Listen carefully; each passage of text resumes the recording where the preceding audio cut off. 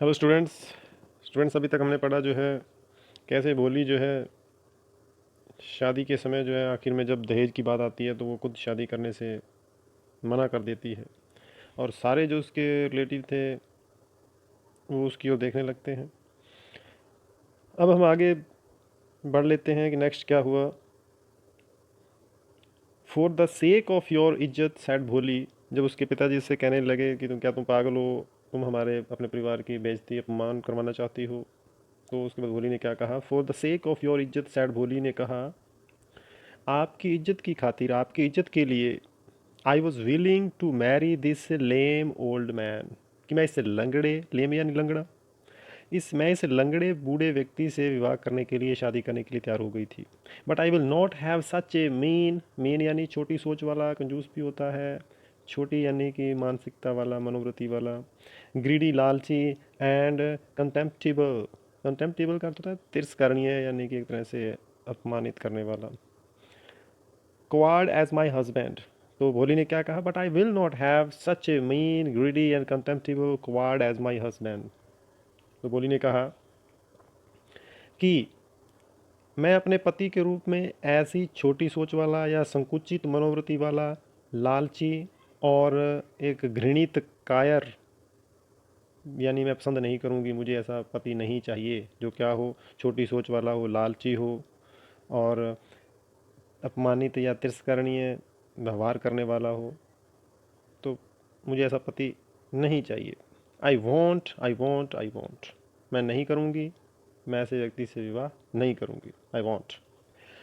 तो भोली खुद जो है ये कहते हुए कि एक ऐसे यानी संकुचित मनोवृत्ति वाले, लालची और एक घृणित कायर के रूप में ऐसा पति मुझे नहीं चाहिए और मैं ऐसे व्यक्ति से शादी नहीं करूँगी। What A shameless girl, what A shameless girl.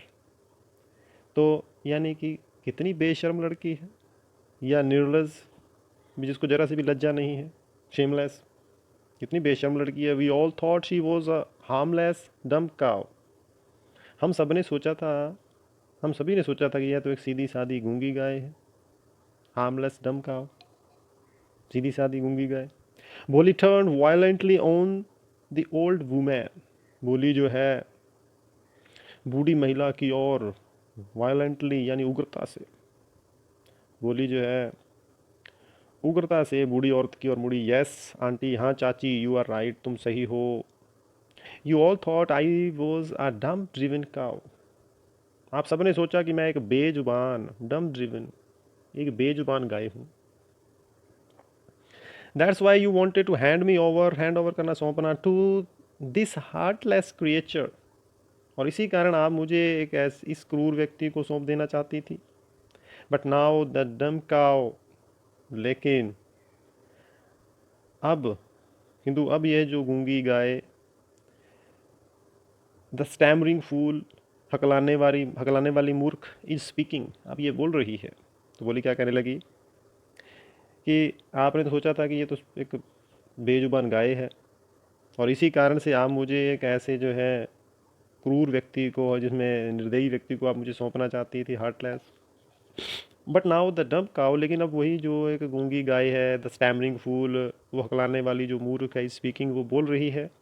Do you want to hear more, क्या मुझे और सुनना चाहती है।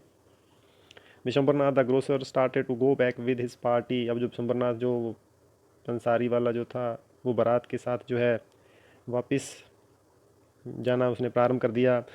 The confused bandsman thought this was the end of the ceremony, और जो बैंड बाजे वाले थे चकराए हुए, यानी कंफ्यूज थे, उनको ये नहीं पता समझ में आ रहा था कि क्या शादी हो गई है या भी क्या हो रहा था।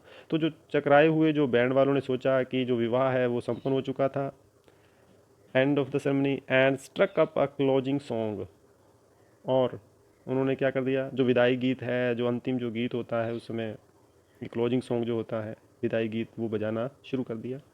Ramlal stood rooted to the ground, Ramlal जमीन से गड़ा हुआ खड़ा रहा, कहीं भी हिल नहीं पा रहा था वो।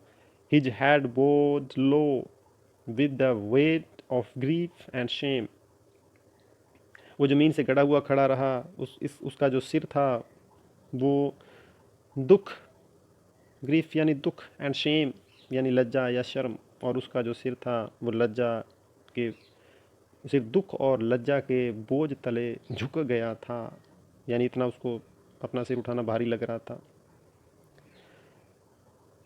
The flames of the sacred fire slowly died down. अब वो पवित्र अग्नि की जो लपटें थी, जो फ्लेम्स थी, सैक्रेड फायर यानी पवित्र अग्नि की जो लपटें थी, वो धीरे धीरे धीमे धीमे बुझ गई, डाइड डाउन, बुझ गई।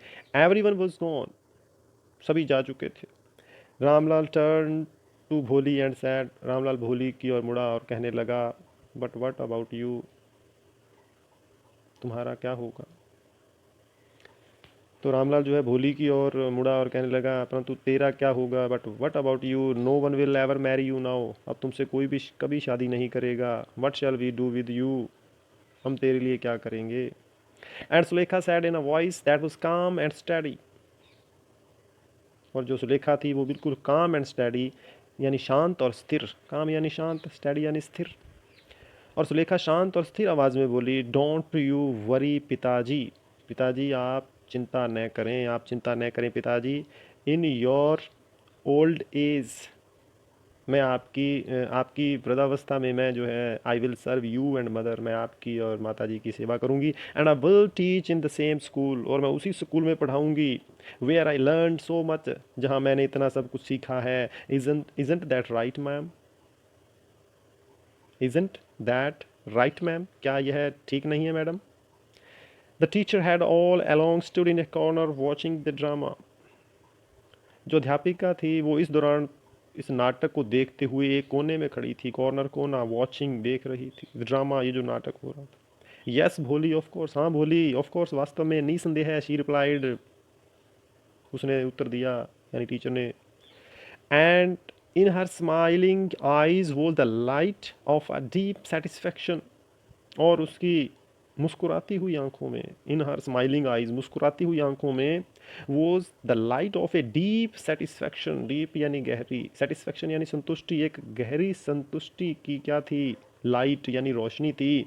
दैट एन आर्टिस्ट फील, जो एक कलाकार महसूस करता है, when contemplating the completion of her masterpiece, masterpiece यानी होता है एक अद्भुत कार्य, अति श्रेष्ठ रचना जो होती है, कंप्लीशन यानी समाप्ति।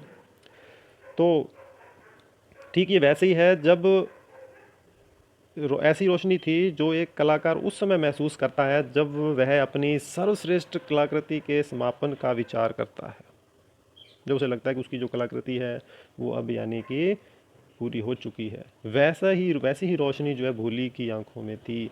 तो स्टूडेंट्स, ये था आपका जो है भोली लेसन। ओके।